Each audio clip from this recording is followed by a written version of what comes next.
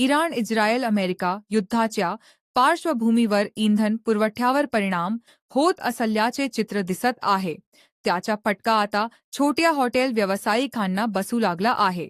Gas सिलेंडरचा तुटवडा जाणवत असल्यामुळे अनेक छोटे हॉटेल चालक कोळशाच्या शेगडीवर स्वयंपाक करून पदार्थ विकण्याकडे वळले आहेत.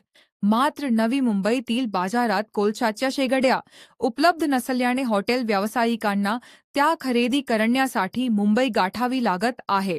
वाढलेल्या मागणीचा फायदा घेत काही व्यापाऱ्यांनी शेगड्यांचे दर मोठ्या प्रमाणात वाढवले आहेत.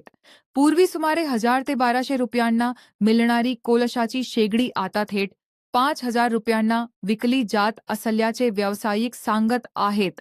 त्यामुळे हॉटेल चालकांना तिप्पट-चौपट दराने शेगडी खरेदी करावी लागत आहे. दरम्यान वाढलेला खर्च भरून काढण्यासाठी हॉटेल व्यावसायिकांना पदार्थांचे दर वाढवण्याची वेळ येत असल्याचेही ते सांगत आहेत. परिणामी या परिस्थितीचा थेट फटका सर्वसामान्य नागरिकांच्या खिशाला बसण्याची शक्यता आहे. का गेला होता? सकाळी गेलो होतो 10-11 वाजता कुठे? काळबादेवी. का? कारण इथं शेगडी भेटत नव्हती मार्केटमध्ये. तुम्ही अगोदरपासून सिलेंडर बनतं जेवण? नाही जेवण नव्हतं. सिलेंडर पण मग सिलेंडर सिलेंडर आता भेटत नाही ना. मग या सिगडीची किती पैसे भरले? याचे 5000 भेटले. बाजारामध्ये या आधी सिगडी कितीला मिळायची? 1200.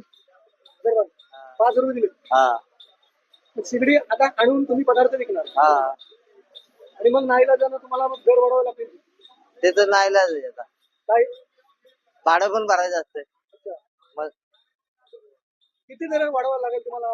आता ते काय बोलू शकत नाही. बघू आता. तर मग हे 5000 रुपये तुम्हाला परवडली? परवडले नाही लाजे म्हणून आणली. नाही तर आपले काय आम्हाला पण खायचे वांदे होतात. गॅस नसला तर खाणार कुठून? तुम्हाला असं वाटतं ही लूट सुरू आहे?